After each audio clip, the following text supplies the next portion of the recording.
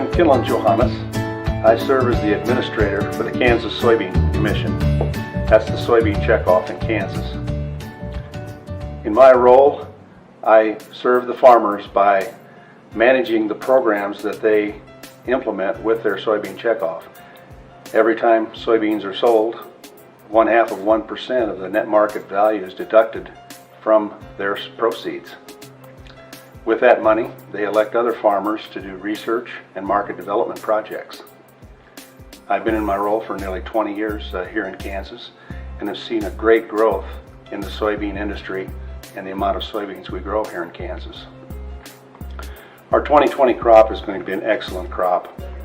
We had good growing conditions at the start. All through the summer we had very timely rains. In the fall, however, in August, the rains stopped a little bit, which probably decreased the harvest some. But in Kansas this year, we'll still probably have a record harvest. Our quality will be good. Down here in Kansas, we've got good protein, and we've got a good amino acid content too, and we know that's important to our buyers.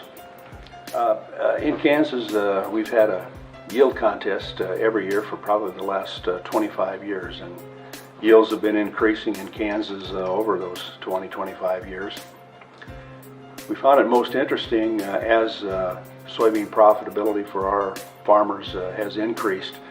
The production has gone further west in Kansas, and they've developed a lot of good varieties in western Kansas that they can raise great soybeans.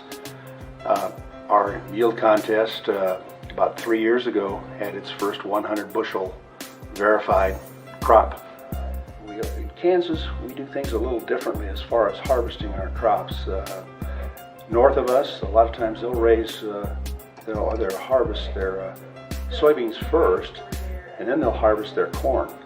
In Kansas, it's almost the reverse.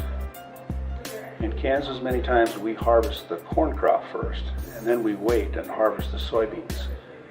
Because we're so much drier and have a longer growing season here, it's beneficial to get the corn harvested first. It dries out in the ear very well that way, and then they can come back after that, harvest their soybeans. Well, it's the 1st of October, and harvest is just getting underway here in Kansas as far as soybeans are concerned.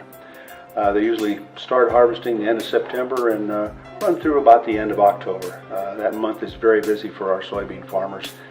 We plant varieties that are a little bit longer and maturing than our friends to the north and to the east of us.